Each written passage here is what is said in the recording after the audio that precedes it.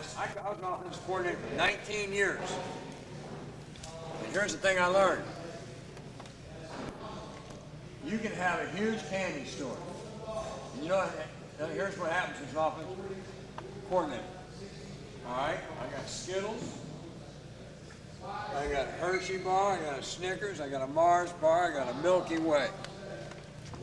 I got Tootsie Rolls. And on and on and on and on and on and on. My daughter was here, I'd have no problem naming 25 or 30. But here's my point. When you look at all that, the first problem you have running all this stuff is what is the right thing to call and when's the right time to call it. And what I'm going to tell you is this. 5 run plays. I don't care what level you're on. 5. Primary runs. Those are the ones we are going to know the adjustments to during the game, how we can run these things in tough situations during the game. What the adjustment, and it might be, if this run's not going, this run does because this one complements that one, okay? It might be just as simple as that. Or it might be this run right here is just needs a blocking adjustment. We need to step it, block it, or whatever, okay? Cross block, I don't care. It might be an adjustment. But if you got it like that, you'll find your decisions and the players' decisions and the adjustments will come faster in the course of the game. And everything happens naturally. Pass protection wise. In college, you can get away with 6 or 7, but that's a lot to teach. A lot. In the pros, they say you can get away with 10. They're full of shit. I'm going to tell you what, with the amount of blitzes that people bring, hey, you know what? Hey, quarterback's going, who has that guy? If quarterback's got to ask that question, you got too many. He ought to know. That's yours. That's your guy. The one that just knocked the shit out of you, that's your hot read. You know what I mean? You have to, hey, when the quarterback's asking, that's too many. When the offensive line is unsure about, hey, it's too many. Hey, it's better that they know how to do what they're supposed to do than to have too much. It really is. Because you'll feel better as a coach. We got out-executed or we got beat. Not I screwed it up because I called plays that we're just not good at running. Or we haven't run against that front, or we didn't practice that week. And here's the other problem. You practice all this stuff, you get to the game. The thing that pissed me off most as an offensive coordinator, I learned very fast from a player. I had an offensive lineman, a very smart guy. He said to me, this question right here, unbelievable. He says, Coach, that reverse we put in. I said, yeah? How come we didn't run that? I said, well, I just never saw really a good time to run it during the game. Oh, okay. He was like Columbo. He started walking out of the room. Hey, what about that halfback pass we were working on? Well, I just never, I was looking for a spot, but I never. Oh. Look at that quarterback track we were working on. This is not the reason why. It's about to do or die. Yeah, but I don't understand why we practice all this stuff, but we don't call it. Or we practice it once and you call it 4 times. Okay? So, here's my theory. Being a better offensive coordinator. And it was amazing. I put the reverse in, put the halfback pass in. Hey, any little trick shit you put in, you run it your first 15, 20 plays. You run it. They might even be looking for it if you develop a reputation for it. But I'm going to tell you something. You put the reverse in, you get them thinking the rest of the game. You got to watch out. They like to do this stuff. You're setting the tone. Okay? And plus, the players feel like, hey, you hit one. You're getting them excited to the enthusiasm for the rest of the game. Big plays create what? Enthusiasm, motivation, that kind of stuff. That'll help your game plan, okay? I'm getting off on this subject, merely because I drew all this I formation stuff up, and this stuff doesn't matter unless you want to coach it, believe it, you know the little ins and outs of it and all that kind of stuff. And it's, I can sit up here and talk to you, all I know about the Power G, all I know about the sprint draw of power, and I'm not sure if you're running nothing but inside zone. I mean, I don't know how much of an interest you have in it. You don't have that much interest, you're not going to get much out of it, okay? So, with that bottom line, we'll start with this, okay? I'm going to start talking about these plays. But if you want specific technique, which is I think what you want, and fundamentals, then you say, hey, show us how you block the double team. Show me how you block this. And we'll spend more time talking about the actual blocking than we are just talking about play. Okay? Is that all right with everybody? Yes. Okay. All right. Okay. Let's start first with using the fullback. All right? Now, let me just say this about the fullback. The fullback is an unappreciated part of the I offense. And we don't, here's one thing we've gotten away from offensively. The defenses are counting on us. They want us to hand the ball deep now. They want you to hand it off to the tailback. Here's why. Their stunts and their movements are better executed with a little bit of time to execute them and to get off blocks, which plays more into deeper set stuff. You have to, if I was in charge, like the head coach, and we were going to run I offense, I would think it'd be very important to have a good I fullback. What I'm saying is this, a guy who can run a little bit. I'd take a little less off the blocking because I can teach him a couple of things, because you can cut in college or cut in pro. I could teach him a couple of things to do, and he doesn't always have to be a battering ram in there, okay? I could do that, all right? But I would like the guy to be a little bit of a runner. Why? Because I'd like to use the guy to head quick hitters, you know, a fast stretch dive, because a lot of that stuff is really good versus like pressure defense versus movement defenses, because all they got to do is make one mistake and the guy hits through there quick enough that they can't react to him. In other words, you got 4 yards before the guy can get him down. A lot of times the tailback, he can get it closed off just as he gets there. How many times you see the hole and you go, wow, oh man, we couldn't hold it. Hey, that's because he's a tailback and it takes a little longer to hit that stuff. If he was a fullback, yeah, he'd have gotten through there. Okay? That was the whole premise behind Bill Yeoman and the split back veer. They weren't going to give you time to think about it.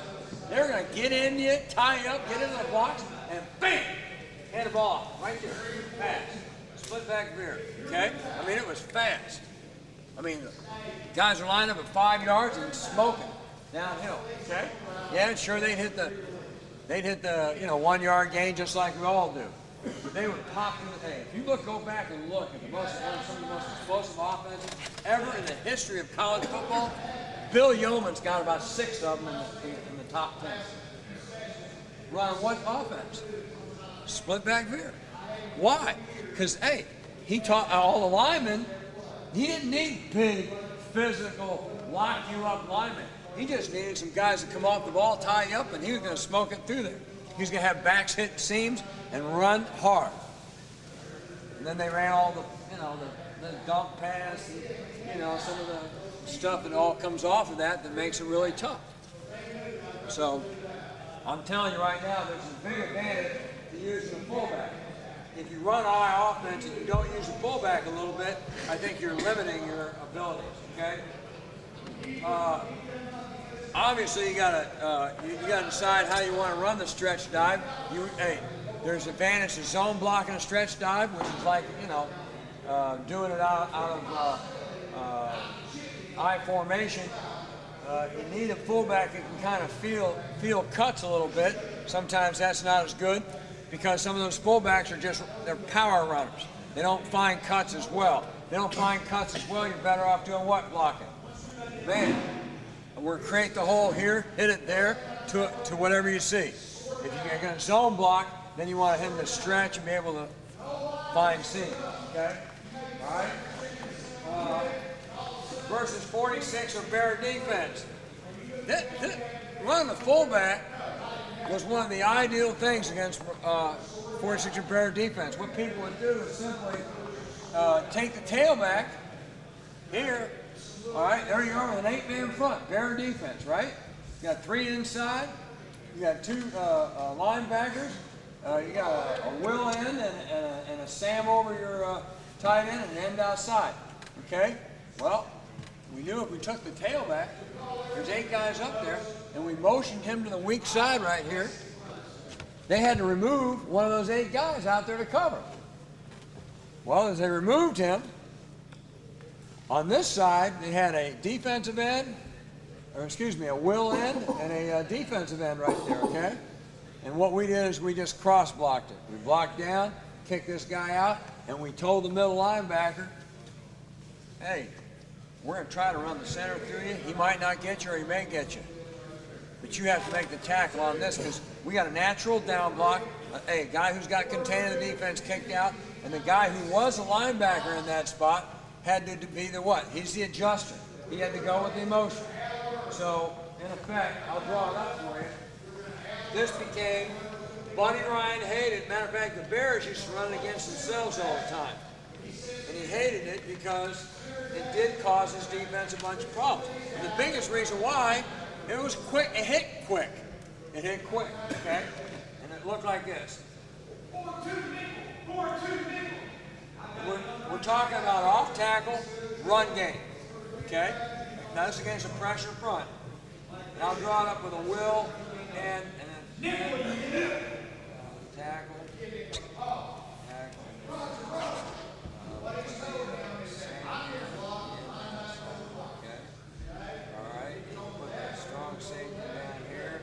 Right here. People do it a lot of different ways. Sometimes strong safety's over here, and the mic adjusts there. I'm just doing, all right? Emotions. He comes out of the box. Okay? We know he's the adjuster. Okay? He blocked down. He kicked out. He moved to a middle position. So that's the way the defense looked.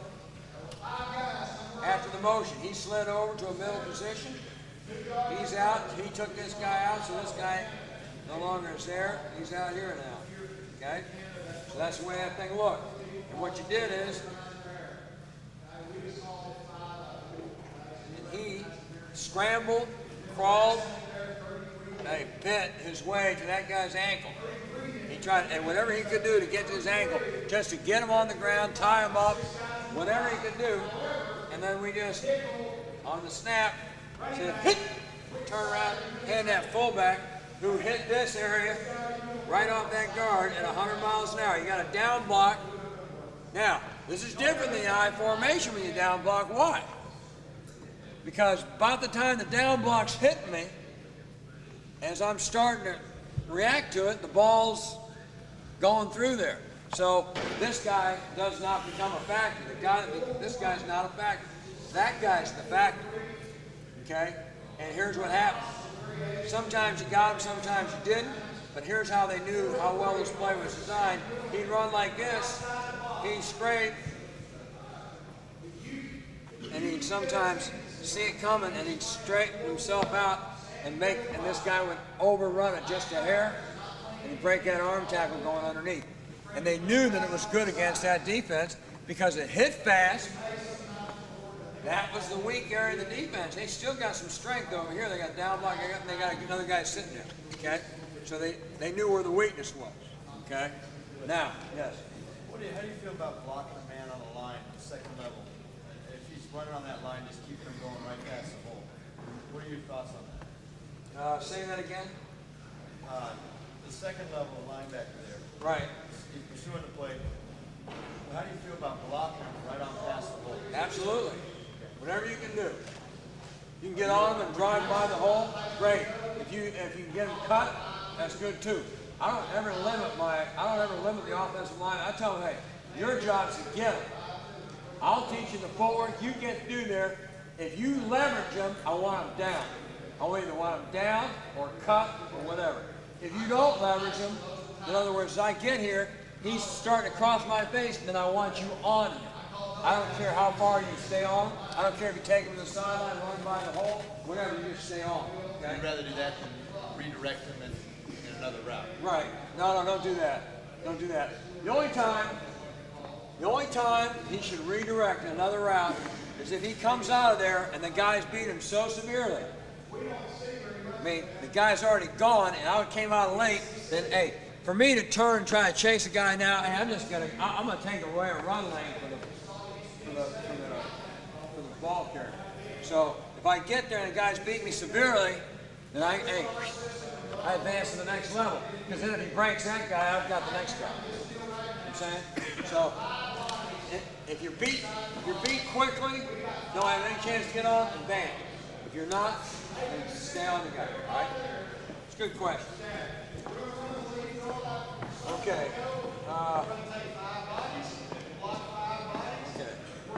It hits quick, less time to react, complements the toss or the option, okay? All right. Now, when I drew it up against, I actually drew it up against two looks.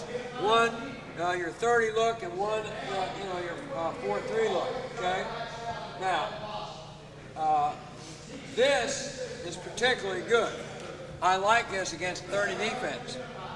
We run that scheme. We used to run the toss against that scheme because with that blocking scheme right here. We run the toss with this blocking scheme.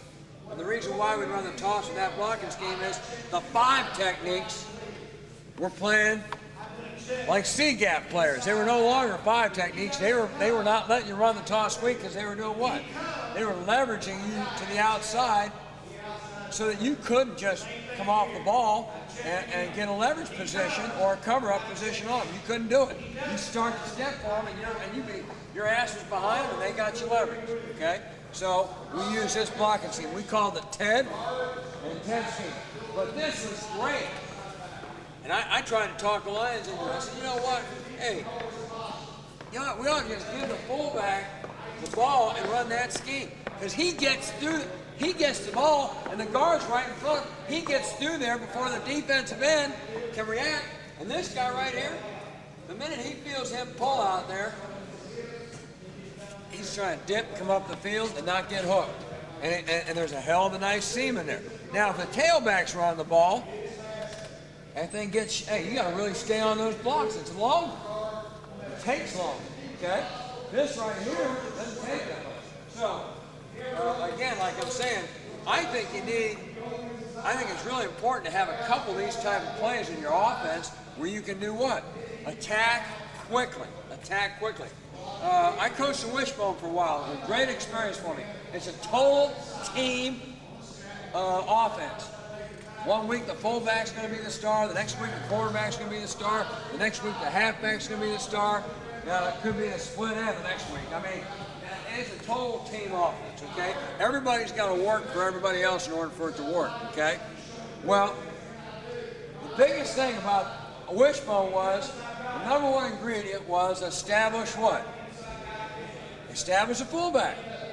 Because the fullback is the centerpiece of the Wishbone. He's the centerpiece of the Wishbone. He's what makes the Wishbone go. Now,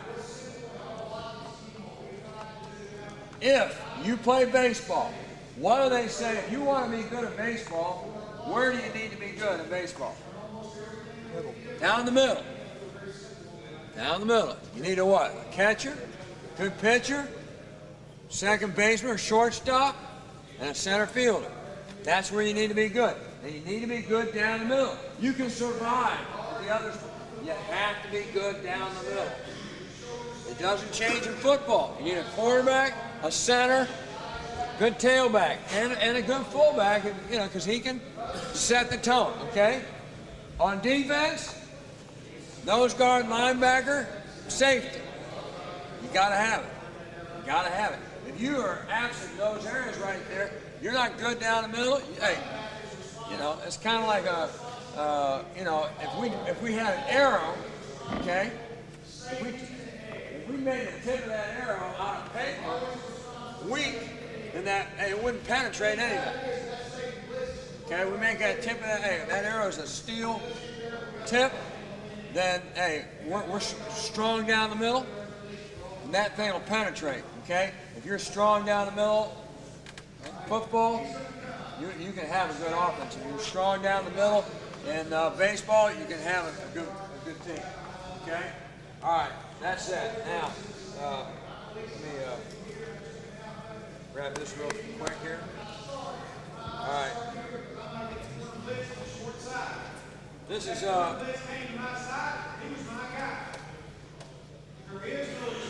this is a guard adjustment for the 7 technique. We used to make this call, because teams would do this to us quite a bit. We just make a 7 call, which 7 call just told, we run the fullback.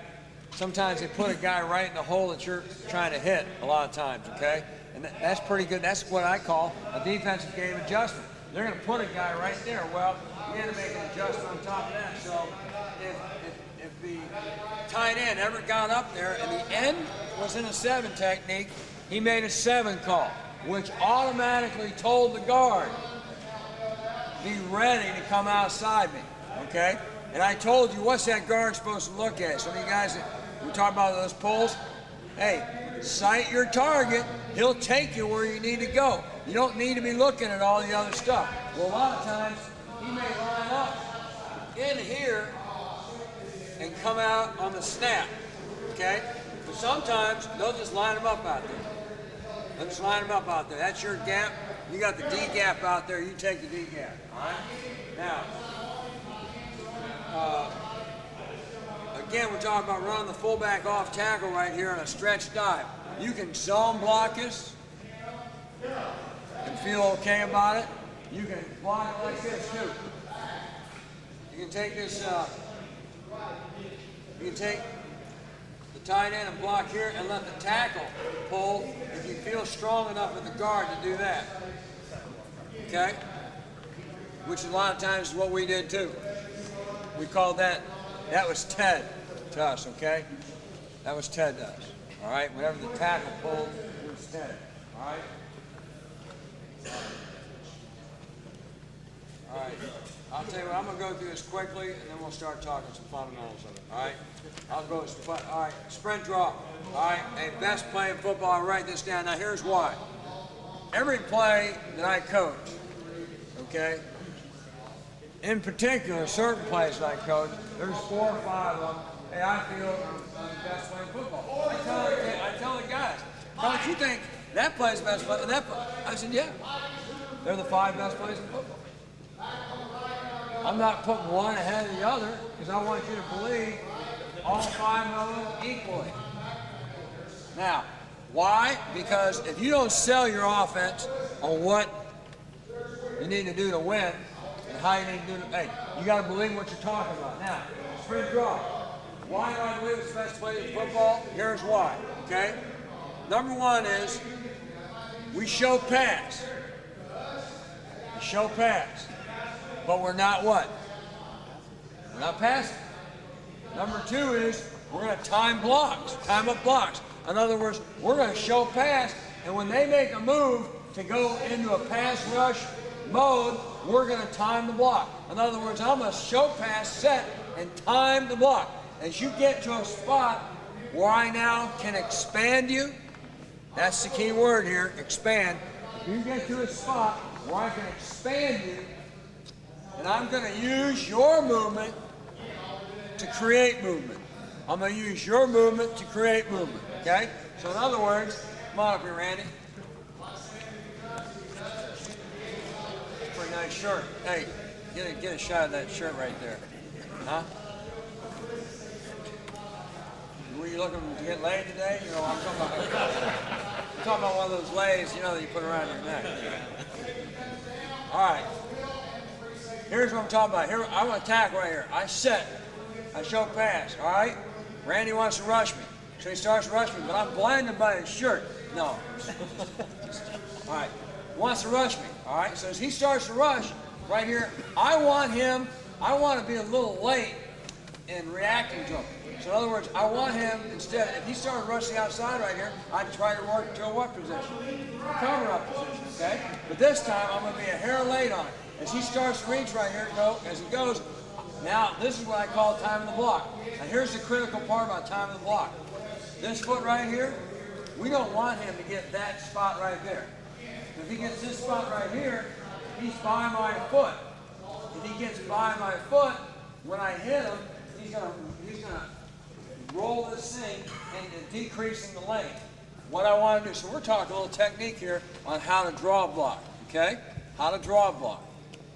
Now I'm going to tell you, once guys learn how to draw a block, and to me, you got to coach this with a little excitement. It is fun. Why? Because a guy can start his pass rush move and all of a sudden be taken out of the lane. He can be taken 3 lanes out. Okay? So I set. When I feel him start to cross, I take my right foot and I extend it right here. Right there. I want to extend it right there. Now I want to drive my toe. You see where I want to drive my toe? I want my power going there. I don't want to be like this and then try to turn him. That'd be too late. I want to extend my toe to where he's at right now. So all of a sudden, I extend my toe right here, and I take my hands right here, and he's moving. And now I'm going to use his movement to create movement to the outside.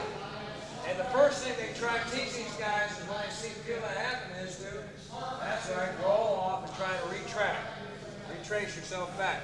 You just have to anticipate that. So when you do a drill, remember that punch drill we talked about doing in pass pro? We line all 5 gups, we put them in shades, boom, we step over here like this. Remember that? We're going to do the same thing, only we're going to teach draw blocking now. Everybody's going to work on draw blocking. Set. Guy goes there, boom, extend the foot. Now the difference is you're going to move a couple of spaces. What do you want to do with your alignment? You want to space them out about 2 or 3 yards apart and let them be able to move those guys about 2 or 3 yards each, okay? But the idea is what? Set, show pass, time block. Now look, here's what's the most amazing thing in the world. I know you guys have seen it. Okay, here, ready? All right. What do I want on pass protection with my hands? Tight hands. Okay. Here is Rich. I'm coaching Rich. All right? All right, Rich. Here we go. We're going to do pass protection. Ready? Sit. Hit! All right, Rich. You got to get your hands in. All right? Okay. All right, Rich. We're going to do sprint draw. Okay? I want you to show pass. Ready? Hit! Hey, Rich. How come on draw you show pass, and on pass you show take my body and abuse me? That's amazing to me. I see these guys, I even see it when I'm watching high school. Hey, whoa, well, I guess on draw, you know. I mean, it's like, oh, here comes a draw, because he don't do that on pass. You know what I mean?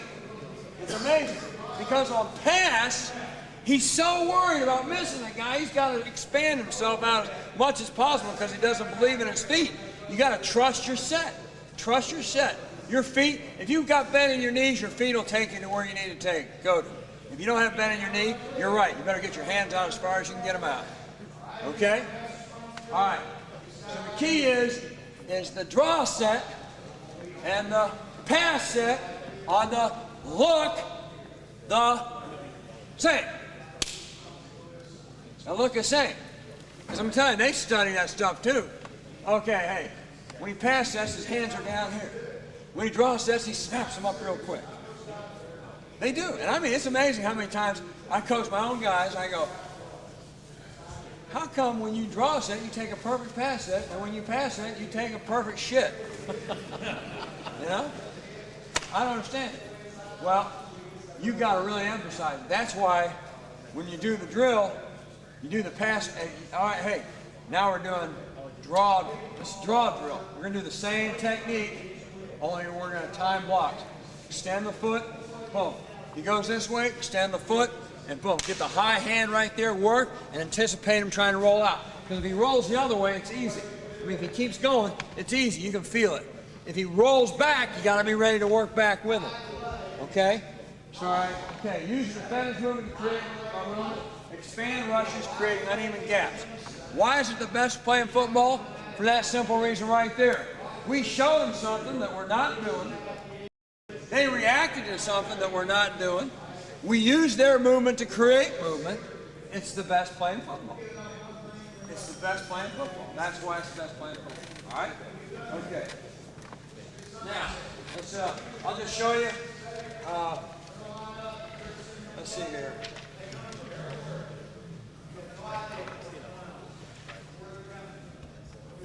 Okay. I'm going to show you. Now, what I did is I tried to draw up a couple different ways to run it. Okay? This right here, you're running it with the what? With the H-back. Or you can line your fullback up there. And the whole idea here is you can line a guy in the wing spot, motion him the other side, start the motion. As he crosses, he comes back, boom, boom, snap, and there he goes. You know what's great about it is you can run the pass game off the same stuff. Same exact look, same exact type of deal. All right? Now you can motion him over there and get him this spot and then slide him out and let him jump on that backer out there, okay? Hey, or you can, block it with the tailback staying in on the backer. But the point I'm making is this. You can do a lot of different things. You can put the guy in the weak set and move him, and boom. You can put him right here and don't move him at all. You can put him here and move him across and back. You can move that guy, and then just throw your pass off the same look. Same look, okay? You know, one of the things they do in pro football is pretty good. They like to take this guy as an H-back and move him across here, and they like to run this kind of a deal, and they'll run him in here, and he comes, hey, I mean, it takes a little bit of an athlete, but they'll run him in here, he'll go like this, and they kind of know, the quarterback's, holding the count, and the guy's going, God damn, let me go. This guy knows it's coming, But here's what they do. They'll come running over here like this, and they'll throttle their feet, and they'll snap, and they go like this, and they just avoid the linebacker, and, because the linebacker sees him, and I've seen this play already. So he's stepping up, trying to take on the, lead. So, I mean, and the quarterback just kind of makes a quick little flash fake and throws it pretty quick. It's not the Y.A. Tittle jump pass, but it's close. Okay? All right. I brought him out of the weak set here. Now look, here out of the 4-3 defense, this is what we did. Okay? We changed. Most people still blocked this guy. If you want to block against a 4-3 defense, you want to make it a good play, this is the way you block it. Okay? The hard part is getting this guy. It's hard to motion this guy and get him in a good position to get on that guy if he's over the center. Okay? But if you run a 4-3 defense, hey, what you do is you motion the guy out here and he gets right to here, or you motion him over here. Snap the ball on this side and have him work his way in there. It don't matter. It's the same play. You just tell him where you want him to be that week. It could almost look like a split play, but hey, where are you going to go from this week? Okay? Now here's the key on this thing. What I really like, I do two schemes up here. The big call. Big call. You and me are exchanging assignments. Normally, you just block man over. All right? In this situation, if we can make a big call, we want a big call because it looks like what? Pass. Looks like pass. That safety sees that tight end take a release. He's not thinking run game right now. He's thinking pass game, so you don't have him supporting as quick. So that's really a good addition. The second part of it is this. He sets right there, times block. This guy gets run upfield. Huge hole created here. Depends on how much you can get expansion either this way or that way or this guy, all right? That's the other problem. If this guy goes for 3 technique and drives inside, this guy's got to be ready to adjust off that block, which the closer you get him, the more he's got to be patient. You can't just attack it real quick. He might run right in the back of the guy, okay? All right? Now here, normally what we'll do is this. These two guys will combo block that tackle to the will. The center and guard will combo block the tackle to the will. The tackle will set, let the end rush upfield and take him out, okay? Because a lot of the times when you combo block, what happens to that defensive tackle? What's he do when you combo block? Yeah, he stops. He doesn't rush anymore. He's hurting the draw play. We want guys to rush on the draw play, you understand me? So what we do here is we make a wall call. A wall call is, hey, you got free release of the guy. You just take a quick set and go for him. Now what'll happen is, on the quick set, he'll start upfield a half a step and see that he took off and then react. Well, this guy right here, all he does is the guard and center will just open up like this. They both open up a step like this.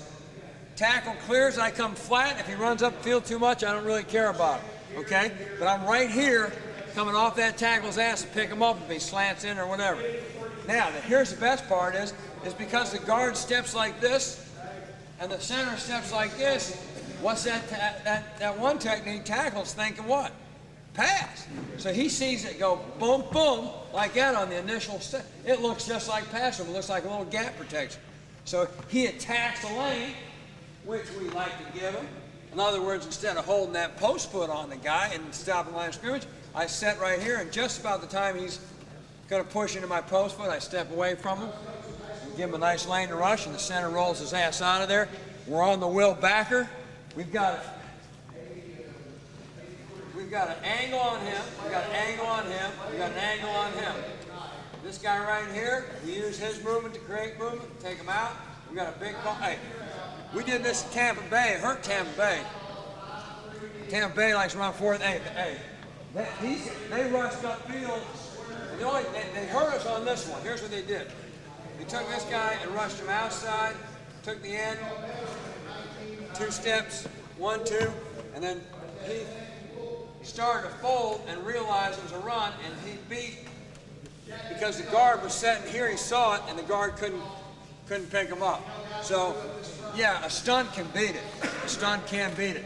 But it's really a good blocking scheme. And like I said, variations of the same play against different fronts that you can game plan that people can't, sometimes they're not ready for. And you can do it in the course of the game. Okay? In other words, you can change it. You can go in the course of the game and say, hey, here's how we're going to do it. Okay? Most people, when they run the sprint draw, they don't change it to the Mike backer. It's the first backer front side. So what ends up happening is they double this guy to the Mike and they lead on the Sam. That's what they do. And the tight end does what? He bases the guy. Okay? He bases the guy. And so what happens is the safety gets a faster read on it. He becomes the 8th guy down there. And you break the line of scrimmage and say, well, hey, we got 3 yards, the safety made the hit. Now, that's the other thing. Safeties can hit tailbacks. I've seen them hit them for 2 yards. It's hard to hit a fullback for 2 yards, a safety. It's hard because the ball hits so fast. It just hits so fast. Okay. Anybody got any questions on that? Yeah.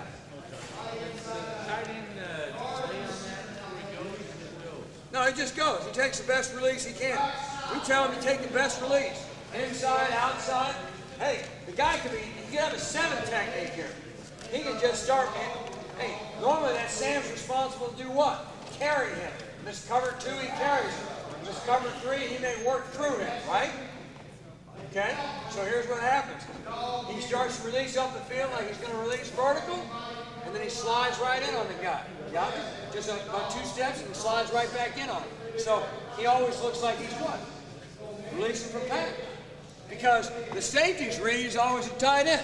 If the tight end's blocking, you're the extra run support guy. If the tight end's not, read through the tight end to the quarterback. All right? So I mean, this play is a great play.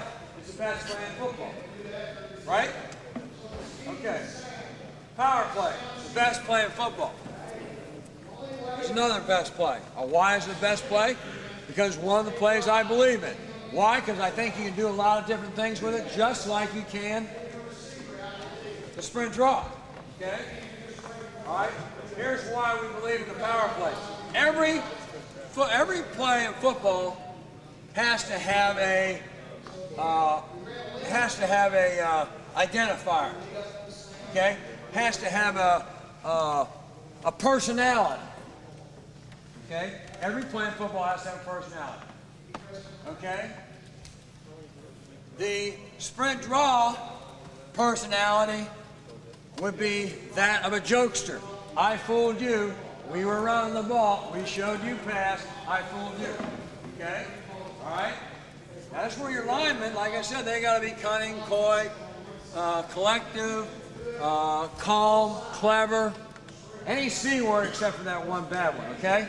That's what they got to be, okay? They got to be those C words, all right? Now, the power play has to have a signature too, okay? It has to have a personality. It has to have an identifier. And I want my players to know this is identified as an assault play. This is the thug. This is the thug in the real world. This is the guy that mugs you, takes your purse, you know, beats you with a ball bat, has no mercy, likes death. This play is a north-south attack, kick-ass play. Your players have to know that. They have to, hey, it's okay to make a mistake on this one as long as we go full speed. That's kind of how I teach it. It's okay to make a little mistake on this one as long as we go full speed. We can be a little bit more aggressive on this, okay? All right, gap zone principle. Gap zone principle is vital for every single offense. What is a gap zone principle? It's the opposite of a zone. On a zone, I step right, the play's going right. On a gap zone, I step left, the play's going right. You understand? So in other words, you need gap zone principles in your offense. I don't care what kind of offense you run, you need to have a gap zone principle. Because you cannot give the advantage to the defense, and every time I step to the right, every time my head leads this way, that's where the ball goes. I like it, hey, my head's going this way, but the ball's going here. Clear? Okay. Very important. The one or two times that we've taken the gap zone principle out of our offense was reduced. We put it back in. Even the fact that, hey, here's the amazing thing. The power play might only average 4 yards a carry. Everything else is average one way up. And then some years, it was like they said, to hell, we don't care that they run gap zone. Okay? We're going to stop the zone plays. And guess what averaged out of sight was the power plays. Okay? So the power play or the gap zone plays will complement your zone play. They will complement your zone play, even if they look different. Okay? All right. I'm just going to show you a couple little variations on how to do something of the same thing. Normally here, you take your fullback or your H-back and you do what with him? You motion him and he kicks out the defensive end, right? And your tight end releases in on the Mike linebacker. That's normally how you block the power play. He gap zones inside. Well, one of the first big things that we felt when we were really good at running the power zone play is, how did everybody want to stop it? You know how everybody want to stop it? Hey, we didn't have this guy there. They always lined the guy up in a 7 technique. Because now, hey, they've taken away the area that you're trying to power. There's no crease there to power. So you got a base, a tight end on a defensive end, which oftentimes was a mismatch. Okay? So we said, you know what? There's got to be an easier way to keep from getting in 7 techniques all the time. So we got to do a wing. And you know what? Everybody has a wing adjustment. And normally the wing adjustment was the end moved out and split the wing. Just a little bit. So he gets out here and splits the wing. All right, they might move the 3 technique a hair out too. Okay, but that's what their wing adjustment was. Well, with that thought in mind, or they might do this. They might leave this guy in the 7, okay, and put the Sam sitting out here. Okay, which we made a call for that too. I can go over that later. But here's the point. When we knew their wing adjustment was like this, our guys would make a switch call up there. switch. Now, if he released in here, that guy closed, even though he was right here, he had a hard time kind of getting in there and keeping that guy from closing that hole there, okay? All right, remember I told you it's north-south. We don't want to take it, run up there and bounce and all that crap. We want to head downhill 100 miles an hour. We want the guard to pull, shoulder square, power up the hole, okay? That's what we want to do, okay? So here's what happens. He said switch. He attacked this guy right now. He took a half stutter step, stepped up, and then he went right in on the mic. And he had the Sam on the blitz. So he came right here, the Sam blitz, he took the Sam. His rules were the same. He was a gap zone that guy now, and he was the kick out guy. We just changed assignments, that's all. Okay? Now, this play, good play. Because it really hurt. Hey, first of all, you get the one back, and people don't think of what? They don't think you run power football anymore. Okay? There's another way you can do it. Put this guy here in the wing. Motion him across. Okay? Take this guy right here. Hey, freeze. Give him a freeze step. So in other words, I'm a tight end. If he's on my outside shape, I give him a freeze step. Freeze him. Boom. And then release. And this guy comes right here. Now, here's the other thing about the power play, the Hurst power play, when you run it from the true fullback spot. The true fullback spot. A lot of times, as he's got 1, 2, 3, that fullback's taking 3 steps, that defensive end's gone 1, 2, 3. The contact point is really limited the crease area. When you do it with a guy who's at the line of scrimmage, I run down the line of scrimmage,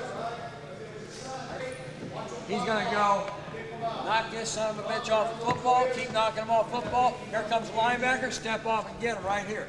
You got me? I'm going to keep working the guy off the football, keep getting the press, because that's the most important thing here.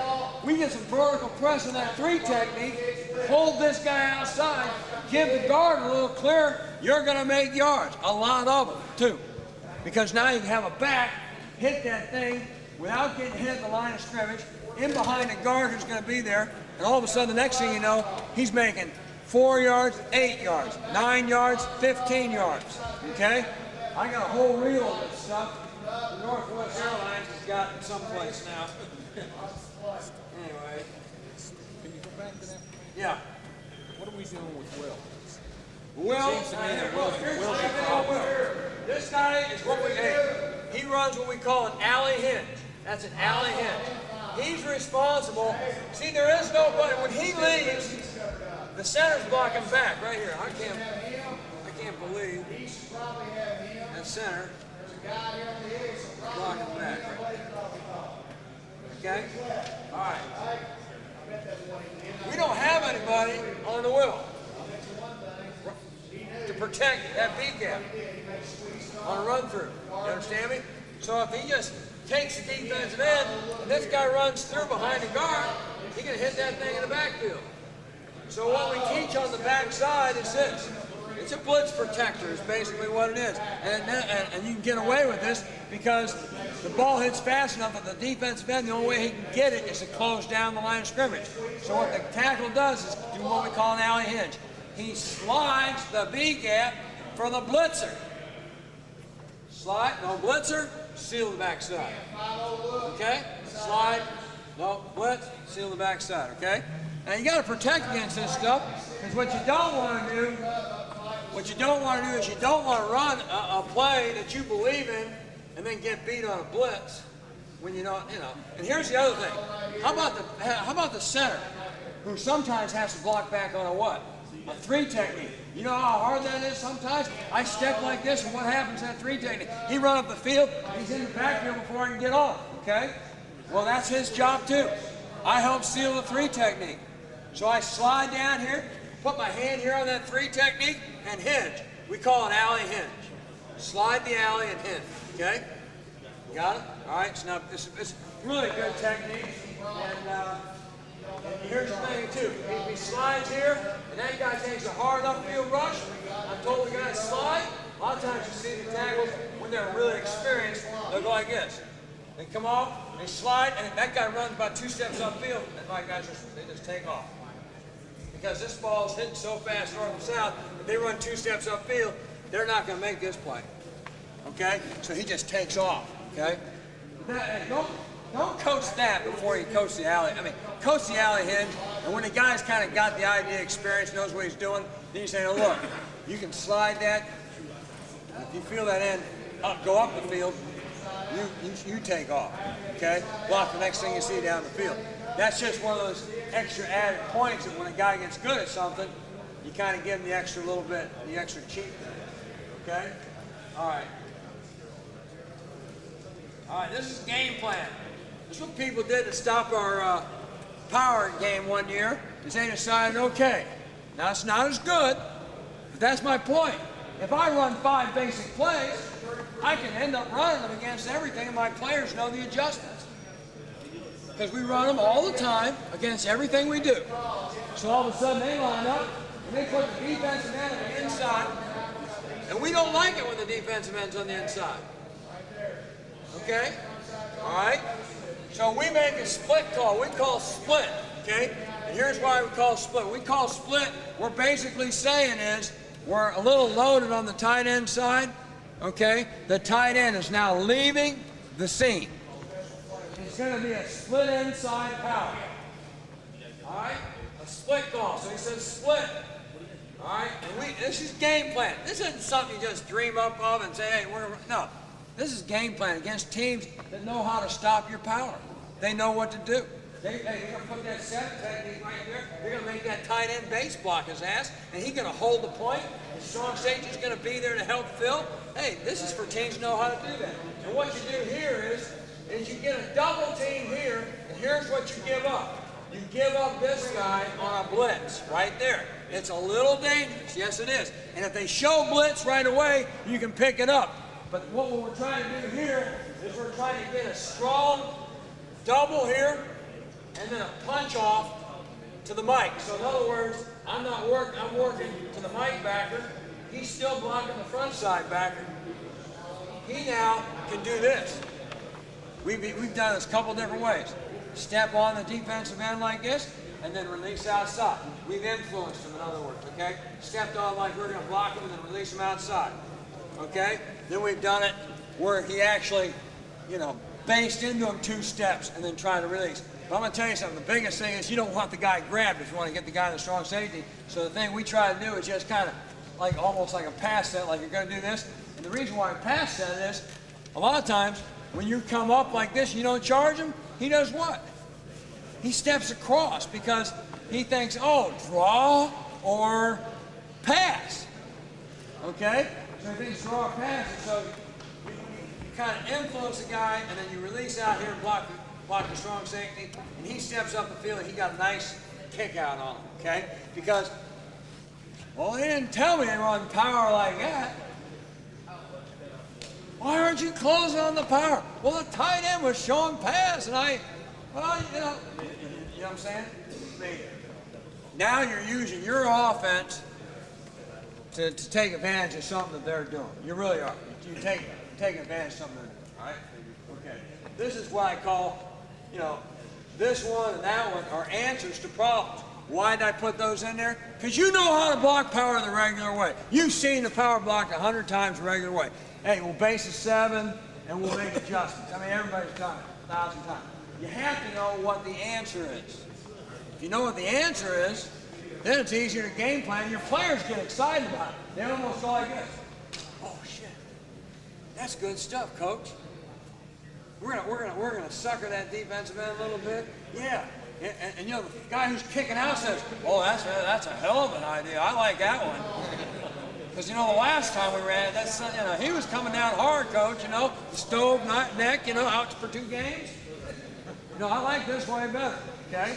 The problem is once they start running it, they don't understand that it's designed for certain looks sometimes, okay? So you're getting into a game, and it's a call made up front. Split. Everybody knows what's going on. Switch. Everybody knows what's going on. It's just a call. They see the look, they make the call, nothing changes. For for 85% of your other players, nothing changed. For 2 players, it changed. That's all. 2 players make a change. Everybody else stays the same. So, did you put a new play in? No. But you know, you got to sell it to the 2 guys you're doing it. Well, look, here's what you guys are alert for. When they get into this one, you're going to get there. Okay? You're going to make that switch call. Because the rest of us are doing the same thing we do on the play.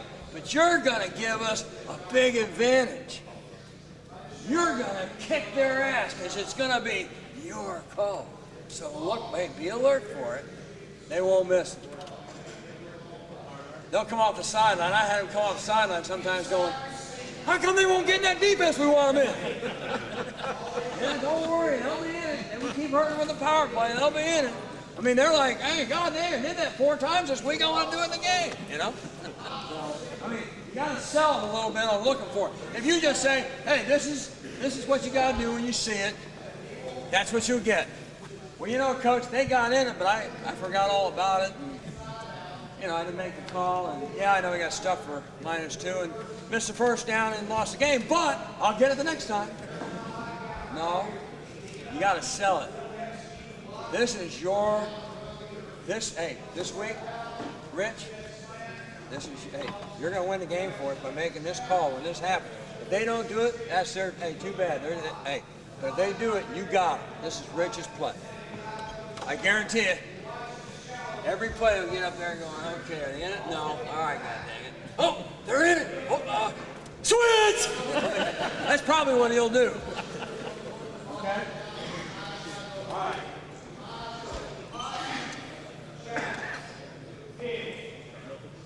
Okay, I drew it here. I drew it from the weak set. I mean, all right, it's just motioning the fullback, running against a 5 technique, okay? Now, again, like I told you, what's the most important thing here? Don't make that fullback have to do it from the Q. You know, the Q behind the quarterback. That's what we call it. I don't know what you guys call it. Sometimes after position. We call it the Q. Why? Don't ask me. All right. Because if you've done it from the Q, that guy's got a little more time to react to the power look. Okay? If he's over here sliding, at this point, he could be running. I slide right out here. That back could be thinking what? That linebacker could be thinking what? Spin drop. Boom. I go get him on the power. Can slide out right here. Toss sweep. Slide out right here. Sprint drop. I can run 3 plays, running the slide. Okay, now, next week. Okay, next week. All right, here's what we're doing this week. Fullback. You had a lot of blocks last week. You did some good things. We're going to put our extra tight end in the game. And the tight end now is going to slide out here and do these blocks, okay?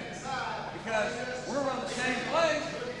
They're going to, all week long, they're going to say, now look, here's what happens. We're going to line up in the I formation. Right, week set.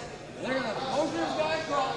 They're going to run either the power, the draw, or the toss sweep. Well, wait, they might throw the ball too.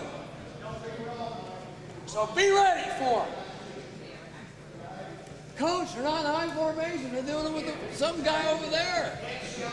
And I don't know. I mean, that's the whole idea of offense. Same thing. Hey, you know what? What happens to women?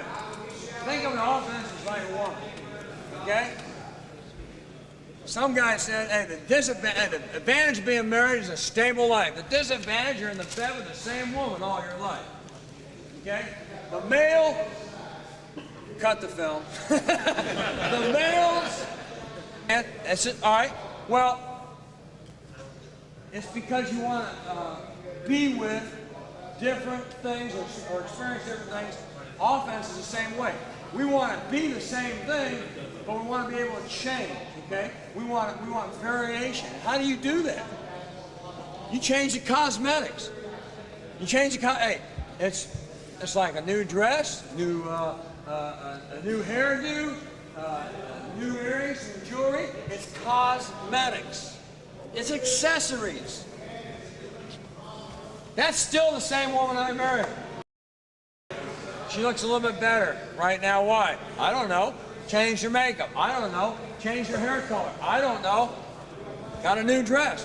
Whatever it is, it's you like it. That's the whole idea of offense. Use your offense to build variations of what you like to do. I like my wife. Well, hey, give her the accessories to like her a lot. Okay? You understand me? Give her the accessories. Hey, give her the new dress. Give her hey, buy her some nice perfume. Give her those accessories. You'll like it better too. Okay? Because if your offense is the same thing day after day after day after day, then after a while you're going to get defensive. You're going to get unhappy with it. You're not going to like it as much. Same thing day after day. And believe me, it goes for you too. It goes for you too. I'm serious. Hey, put a suit on every now and then. Wear a tie every now and then. Take her to a nice restaurant every now and then. Hey, your offense is run the same way. Believe me, if you want to live your life do it one little thing each time. Hey, the very first time I came out to San Diego, some guy says, I need to go to Jim Croce's bar. You need to go to Old Town, okay? I did. I was in Old Town, and I couldn't get out of my frickin' chair at about 1 o'clock in the morning because I was at Jim Croce's bar, experiencing Jim Croce's bar. Had a great time. Next thing I knew, cab to Old Town. Oh my God, margarita was this frickin' big. Okay? So, I mean, my point is, hey, I wanted to experience some things. I went through a midlife crisis, okay? And you're all going to do it if you hadn't done it already. Buy the new car. Hey, you know, tell your wife you're leaving her, whatever it is. The point is this. You're going through it, and it's because you want change in your life because you don't like the way your life is. Whether you don't like the fact that you've been stuck in the same job for a long time, got the same frickin' boss forever, hey, sick of the same administrator, whatever it is, you're tired of it. And you want to take charge of your life and control. You want to take charge of your offense and control. You want to create change without what? Create change without change. Because I'm going to tell you something. The wife you got now, hope to God it's the original one you married, she's the best lady you got. I promise you. Treat her the right way. You care about her the right way, she's the very best. If you think you're going to go out and find something better, I tried. It ain't out there. It ain't out there. I'm telling you. You guys have to experience for yourself. I was 42 years old. I went whitewater rafting, jumped out of an airplane, parachute, rode horses on Hearst Ranch, attended the bar scene, did this, bought a brand new house. Meanwhile, my wife was like, oh my God, what has gotten into this guy? Why I do it? Because I didn't get the Kansas job when I thought I should have got it and been the head coach. Because I worked 9 years for it. But because of dynamics and agendas, I didn't get it, all right? So I wanted to create change. Well, what's the easiest thing to change? Yeah, me. Everything around me. I started changing everything around me. What I didn't realize, I was affecting the people that I care about the most. But deep down inside, I care about the most. So I'm going to tell you this right now. This is fun. Don't do it to your personal life where you're affecting people you care about the most unless it's done in a positive way. This stuff is fun. It's fun to come up with a little different thing or a little different thought where you can change something to hurt defenses. You can hurt defense. You can change it. Okay? All right. Power G. What is this play? Best play in football. God almighty. I love this play. I love this play for a couple reasons. It can be handed off or tossed. Downhill, can hit off tackle or outside. Oh, next page. Can be run on the goal line or short yardage. It's a great play. It's the best play in football.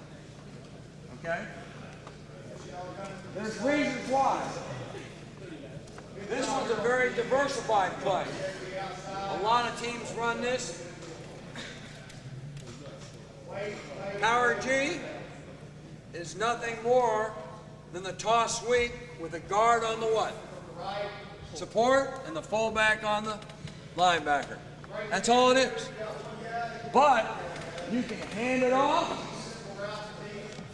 Here's another one. You can motion over and do it. You got me? You can motion over. Now, it's harder on the toss sweep. If you motion, you can get this guy too far out here because the block sometimes happens too early for the tailback out there, okay? But it is a good play to run, okay? Now, obviously, the reason you like it on short yards and goal lines is because a lot of times that end, that Sam plays so tight to you, you know, they're going to try to stuff you on that run. And they play so tight that once you get into them, they panic when they feel the ball going outside. So this ball can either bounce outside or inside based on how they react a little bit. All right? And if they happen to be pinching or playing, if they happen to be pinched, and pinched, Sam pinched, linebacker, oh my God. Fullbacks, boom, right on the linebacker. Hey, it's like automatic 5 yards. It's automatic. Okay?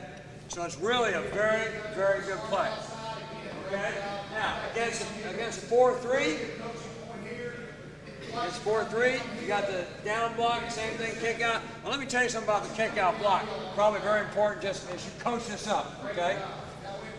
When I'm coming to kick this guy up, I'm going to drop step, I'm going to sprint. You're sprinting. It's not run and feel. I'm sprinting for the guys for support out there. So I kick out, I'm looking for support. Don't run where he's at. Run where he's going to be. And assume that he's going to support, like he's been taught to do. So you come run down there, don't run where he's at, because if you run where he's at, then you're going to end up trying to turn back to him, you'll miss the block, and it's not going to be good. You run to where he's going to be. So open up, sprint, run down, where he's going to be, go to the intersect point, and you get to within a 5-yard area. Get his near number. When you get to a 5-yard area, within 5 yards of him, get on the near number. So in other words, I've got about 5 yards of him, I'm going to start to attack his near number. Okay? Why? Because if you get to a 3-yard area and you're expecting him to come up one more step, he might stop, and because he's a very fluid athlete, unlike yourself, he stops, plants, comes back inside, and you can't get on, okay? So when you get to that 5-yard area, attack that near number. Attack that near number, and that'll always help you. Because if he keeps on going up the field, you can wing him when you're outside, and the back will go up underneath you, okay? All right. All right, now let me just show it to you here. This is on the goal line. Now here's why I like it on the goal line. On the goal line, we always have a problem. If they put 11 people up the line of scrimmage, or we got 11 people in a very small area, they always play the extra guy towards the wing because that's where most people's run game is. I mean, they run the power there, you know, they got a guy to block the edge player. The thing about the goal line is this. We now can use motion over here and make this guy think we're running lead or power or whatever, and now we can, hey, we got these guys watch, you know, we got the adjuster moving here, we got him moving here, and the ball snapper run over there. Okay? So you're running away from your motion, which a lot of people have a hard time doing. They motion over here. How many times you broke down yourself and go, wow, we run lots of our motion, or wow, hey, we throw all of our routes towards our motion. You got to have things that break those tendencies. Because otherwise, they slant to your motions, they call coverage to your motions, they blitz to your motions. Hey, if you're going to use motions, you have to use them away from the call side as much as you do to the call side. Okay? And this is a good one to run on the goal line or in short yards where you can motion around here, make them think you're going to come here, and obviously, okay? Okay, I drew one up here against the 5-3 defense. This is a common defense now. It's been like the last, we call it a goal line bear. It's almost like come into college and then it's into pros, and hey, and I'm sure a lot of high school teams run it. Hey, you know what's amazing is it's really a good defense on the goal line because they can get a guy in. Now here's what: they can put a guy in the middle, a middle linebacker. See, normally on the goal line, who becomes the unblocked player 90% of the time? Does anybody know? The unblocked player 90% of the time on the goal line is the backside what? Linebacker, because they cover people down. The backside linebacker is very hard to get to. Okay? They got people covered on the front side, and backside linebacker is hard to get to. Okay? So all of a sudden, but you say, well, you know what? We're running over here. We only need 2 yards. Hey, backside linebacker, that belongs to you, Billy. Billy says, hey, no problem. You can be standing there when I get there. I'll be powered in. Okay? All right? Well, all of a sudden now the linebacker, he's the unblocked player because they cover up those 3 interior guys like that. He becomes the unblocked player. Well, when he becomes the unblocked player, that's when you really need, and I'm going to tell you this, as an offensive line coach, something I firmly believe in. Your best athlete, your quickest guy, maybe sometimes your smaller guy, needs to be your center. He's got to have some power to him. He can't be small and thin, you know what I'm saying? But I'm just saying your shorter, quick guy needs to be your center. Hopefully he's a guy who can make line calls and all that kind of stuff too. The reason why I believe that is he's got to do some chasing of linebackers every now and then and nicking them and just getting them on the ground or whatever, or getting on them. And sometimes if you get a bigger, heavier set guy, he has a hard time doing those things, all right? All right. Yeah.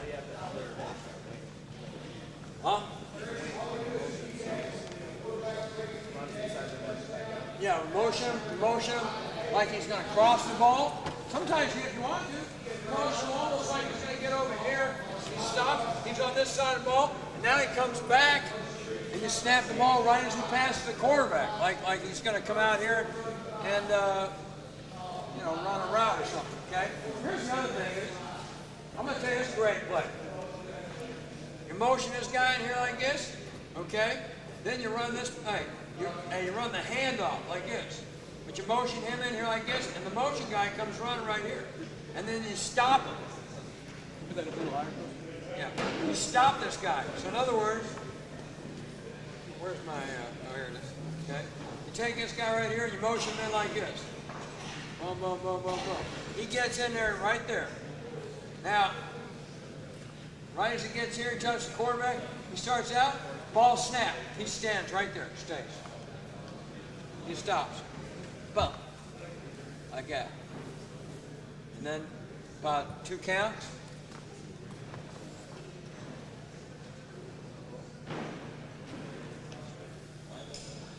Quarterback's running this way.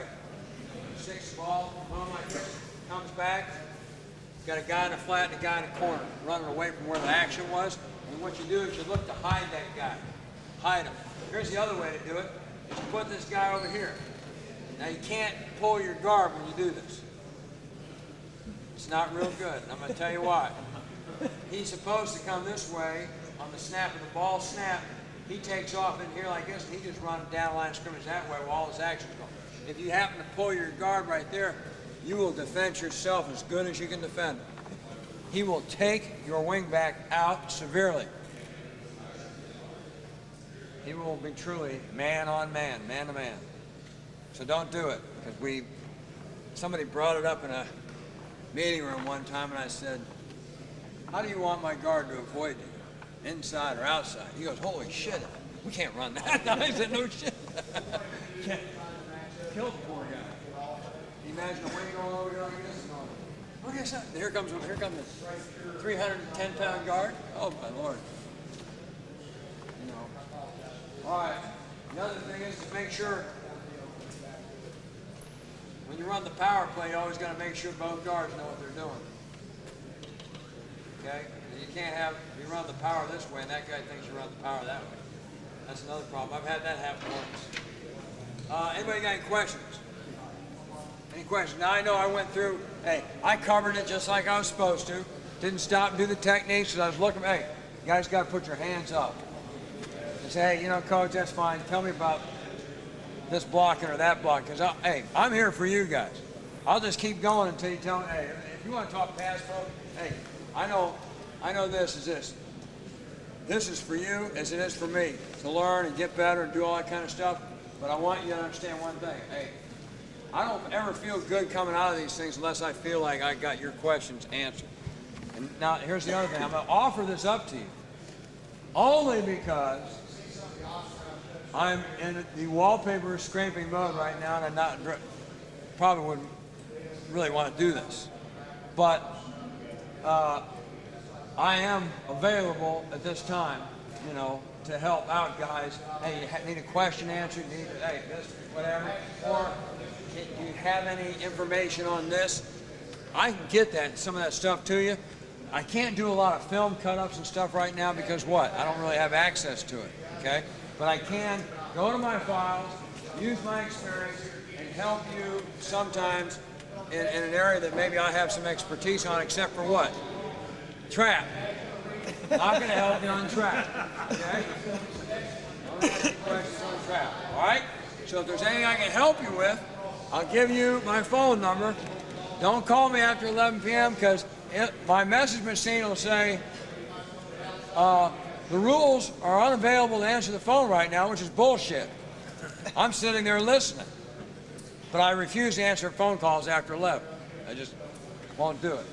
And it don't matter from who either. President, nobody. My wife gets pissed because, hey, somebody called the other day to offer me a job. It was after 11 o'clock. I said, I ain't answering the damn thing. What does this guy think? Hey, they think you know, it's like telemarketers. Now I pick up the phone and do this. Listen, I lost my job. What? You don't understand. I lost my job. My house burned down. The phone's the only thing left here. Never mind. You'll call back later. Okay, thanks. Bye. I get them to tell me they'll call back now. It's the greatest feeling in the world. That's what happens when you got a lot of time on your hands. I think of ways. Matter of fact, here's another one. You got time? Talk to them. How are you doing? Do you like your job? Is there something I can do for you? Before we ask what I can do for you, how about what I can do for you? I think I'll call back. Okay, fine. Just a couple things that you think of when you got a lot of time. Hey, I scrape wallpaper. I got a dog. Dog doesn't talk much. He watches intently, though. He does fall asleep on the job a little bit. But he's my dog. So it's me and him. So if you got something I can help you with, I'll put my phone number up here. Put my phone number up here, and I'll be glad to call you back.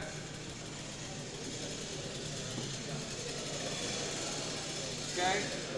248-661-0263, okay? Time zone's Eastern time zone. So, you know, call me when you get off. I'll tell you what, best time to call me is during the day. Because the evenings, my family's home. Got me? Best time to call me is during the day from about, get up early in the morning about 6, give me a call. 7, give me a call. 8, give me a call. 9, give me a call. See, I was just wondering, you were talking about pass pro. Yeah. You mentioned a few drills where you're doing, you know, the 5-on-5 and then the mirror drill. I just wanted like a few more drills. He asked about a few more drills in pass pro. Now, let me just say this. If you do those drills, you do them good, you don't need any more drills. I'm going to tell you that right now. You see that line setup I had? Hey, you might do some one-on-one stuff, just individual before practice starts. Let me tell you something. Hey, we're always thinking that there's a better drill or a better way to do something. I'm going to tell you something. The closer, hey, you want to invent your own drill? Very easy. Put on a reel of film. Try to take what you saw in that reel of film and simulate a drill. As close to that as you can get. That's a good drill. If you come up with one of these drills that I see, like bending on a softball, you know, or, I mean, or this medicine ball, leaning over and punching a medicine ball and all this. Hey, let me tell you something. If you see a medicine ball where you play on that Friday night or Thursday afternoon or Saturday or Sunday, whatever day you play, if you see a medicine ball out there, then get that medicine ball and get it done. Now, Neil Gilman hates my ass because I think that all his shit is shit. I don't like sleds that much. I don't like bags and dummies. I want to work against people as much as I can. I want to punch, I want to move and work. Hey, why? That's what we see. Now, in the off season, when you can't, supposedly, put pads on, do stuff, some of that stuff can be used. Yes, it can be used, and it is helpful. But there's no substitute for simulate. Hey, they don't put the astronauts on PlayStation. They put them in a simulator that simulates the exact things they're going to see in space. Weightlessness. All the things that they see, all the components of their control boards, everything is exactly like they see. If you're going to train like you're supposed to. Okay? That's all I'm saying. Hey, I'm not. If you think you want to do something else, that's fine. I'm not going to tell you it's wrong. It's just it's not for me. That shirt is for me. I like that shirt. I got a couple. Hey, I should wear my shirt. I'm gonna wear my shirt tonight. I got one like it. Another quick question. Yeah. Run block. Different people said different things as far as the hands, either shooting the hands up from the ground out of the stance or loading them up into the holsters, that kind of deal. And right. The elbows. What have you found? Let me just say this. You run block, you want to whip your hands to the inside. Whip them inside. That's all I ever say. Whip the hands inside. I don't say pull them out of holsters. I don't say pull triggers. I don't say bring them from the ground. All I basically want is to take your hands. I say throw the hand back, which gives you momentum, and then whip those hands inside. And really, I don't want them way back here and way up like this, okay? I just want them to take the hand and shoot them to the inside. Because he who has the inside has control, okay? Has control, yeah. You got the center covered up. He's trying to get on the middle back there. Right. That technique. Do you have anything to teach him? Tied up, nose guard.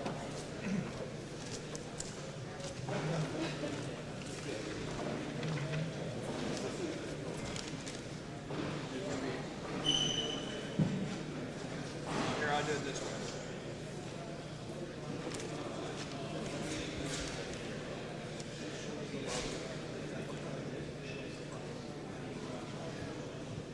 Okay, Hangman, guess a letter. Come on. C. A. Huh? S. Huh? N. N. T. Another T. Uh-oh.